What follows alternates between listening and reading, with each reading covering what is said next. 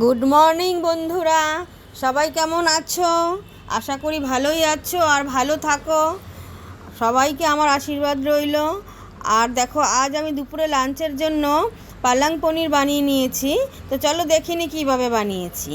তো আমি এখানে পনির কেটে নিলাম পিস পিস করে, আর এখানে পালং শাক নিয়ে নিয়েছি 2 বাটি, নিয়ে নিয়েছি পেঁয়াজ, আদা, রসুন। এবার আমি বানাবো কিভাবে, তো দেখো এখানে কাজু বাদাম নিয়ে নিয়েছি, অল্প ভিজিয়ে রেখেছি, কাঁচা লঙ্কা 4টে নিয়ে নিয়েছি। তো কিভাবে আমি বানাচ্ছি সেটা একটু ফলো করো। আমি কড়াইতে জল দিয়ে একদম অল্প পরিমাণে একটু লবণ দিয়ে দিলাম, আর কাজু বাদামগুলো জলের মধ্যে দিয়ে দিলাম। তো একটু উষ্ণ গরম হওয়ার পরে আমি পালং শাকটাকে ছেড়ে দেব। শীতের দিনে বন্ধুরা এইভাবে পালং পনির খেয়ে দেখবেন, রুটি বলুন, পরোটা বলুন, চাই গরম ভাতে খুব ভালো লাগে খেতে, আর মনটাও ভরে যায়। আমি পালং শাকটাকে সেদ্ধ করে নিলাম, আমার কাজু বাদামটাও সেদ্ধ হয়ে গেছে সাথে। আমি এবার উঠিয়ে নেব পালং শাকটা। উঠিয়ে আমি ঠান্ডা জলের মধ্যে একবার করে দেব, জলটা ফেলে দিয়ে, গরম জলটা ফেলে দিয়ে ঠান্ডা জলে ধুয়ে নেব শাকটাকে।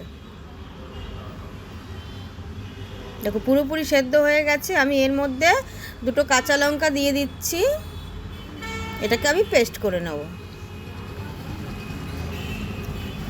কড়াইতে আমি তেল দিয়ে দিলাম পরিমাণ মতো। আমি এখানে রিফাইন অয়েল নিয়েছি বন্ধুরা, আপনারা চাইলে অন্য অয়েলও নিতে পারেন, সর্ষের তেলও নিতে পারেন।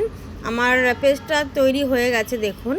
তো আমি কড়াইতে আদা, রসুন, পেঁয়াজ একসঙ্গে পেস্ট করে নিয়েছি, ওটাকে দিয়ে ভালো করে নাড়িয়ে নিচ্ছি। এর মধ্যে 1/2 চা চামচ জিরের গুঁড়ো, 1/2 চা চামচ গুঁড়ো লঙ্কার গুঁড়ো, অল্প পরিমাণে, বেশি দেবেন না তাহলে ঝাল হয়ে যাবে, আর পরিমাণ মতো লবণ দিয়ে ভালো করে মিশিয়ে আমি কষিয়ে নেব মশলাটা। এর মধ্যে হলুদ দেওয়া যাবে না, হলুদ দিলে কালারটা ভালো আসে না, কেননা পালং পনিরে সবুজ ভাবটা তো থাকতে হবে না, নাহলে দেখতেও ভালো লাগবে না। এর মধ্যে আমি কাসুরি মেথি 1 চা চামচের মতো দিয়ে দিলাম। এর একটা সুগন্ধ আছে, খুব সুন্দর লাগে দিলে, ফ্লেভারটা খুব ভালো হয়। এর মধ্যে আমি পালংটা দিয়ে দিলাম, পালং পেস্টটা দিয়ে দিলাম, দিয়ে ভালো করে কষিয়ে নেব। আর একটু চিনি দিয়ে দিলাম যাতে স্বাদটা ঠিকঠাক মতো হয়। এবার আমি পনিরগুলোকে ছেড়ে দিচ্ছি। আর পালং পনিরে কখনো পনির ভাজবেন না, তাহলে শক্ত হয়ে যাবে। পনির কাঁচা পনিরই দিতে হবে। পিস পিস করে কেটে রেখেছিলাম, তো আমি ছেড়ে দিচ্ছি। এবার আমি ভালো করে ছেড়ে দিয়ে আমি 10 মিনিটের মতন ঢেকে দেবো। 10 মিনিট একটু সেদ্ধ, একটুখানি কষে যাবে, তারপর আমি নামাবো। দেখুন কত সুন্দরভাবে আমার পালং পনিরটা হচ্ছে। এবার আমি নামানোর আগে একটু ঘি দিয়ে দেব। আপনারা চাইলে নাও দিতে পারেন, ঘিটা একটু টেস্টের জন্য দেওয়া হয়, ভালো লাগে। আমি রান্নার শেষে একটু ঘি দেই, যে কোনো রান্নাতেই ভালো লাগে। তো বন্ধুরা, রেসিপিটা মোটামুটি তৈরি হয়ে গেছে, আমি এবার নামিয়ে নেব।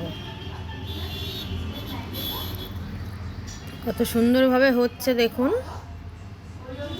এত সুন্দর লাগে খেতে কি বলবো। আমার তো রুটি পরোটা সব কিছুর সাথেই পালং পনিরটা ভালো লাগে। তো আমার রেসিপিটা পুরোপুরি তৈরি হয়ে গেছে বন্ধুরা।